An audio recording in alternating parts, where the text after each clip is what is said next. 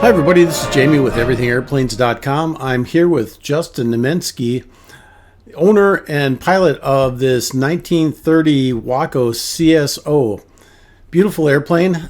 Justin, can you tell my viewers a little bit about the airplane, maybe some of its history and how you came to be the owner of it? It's a 1930 Waco CSO. The airplane from 1934 until 1964 was on float,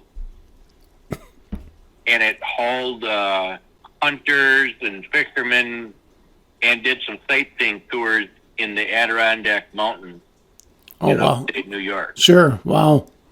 In 1964, it was in a bad accident and had a lot of damage. And then a man named Dick Walling, Walling,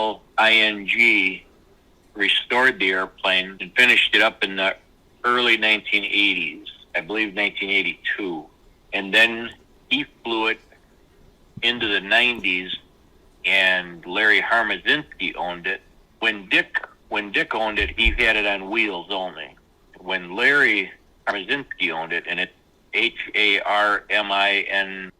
I believe, he actually put it back on the original float. In 1996, he flew it to AirVenture, Oshkosh, on the float.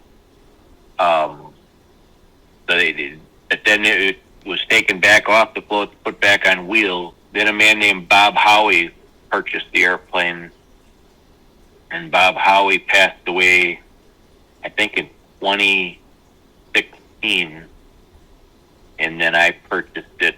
I have the float. If I was to put the airplane back on the float, it'd be the oldest set of Edo floats flying in the world. Wow. If I put it back on them.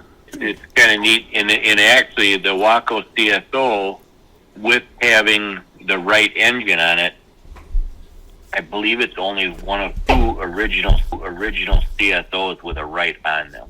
This engine is it's a Wright R760E1, which has a supercharger on it. And that wasn't typical factory install on that aircraft, though, was it? Not on this airplane. It originally had a R760-8. Okay. Which would have been the same motor without the supercharger. I read a little bit of the history of the type, and they said that the CSOs were a little bit beefed up as opposed to the Waco 10s, I think. They were, yep. Okay. There's a couple other straight wings. The CSO is considered a straight wing Waco. Right. So then they had paper wing Wacos and, just different models. Right. So it's a very rare airplane. There are other straight wings that had a different engine on them that are now flying with a right on them. Where do you get parts for an airplane like that? I know the wheels on your airplane are a little different looking. Where do you find stuff like that? The internet has helped a ton. Okay.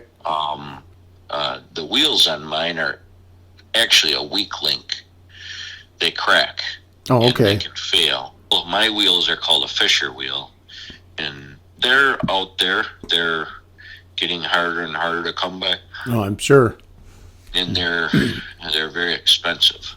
Yeah. You do find good ones. Addison Pemberton, Spokane, Washington, who's actually designing an aluminum wheel, much different construction than what the original was, but they're going to be a lot stronger.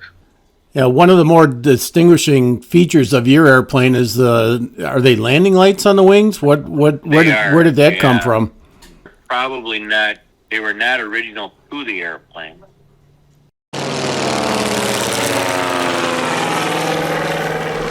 Well, Justin, I just want to thank you for taking time to give this interview and to provide us with some really good history of the airplane.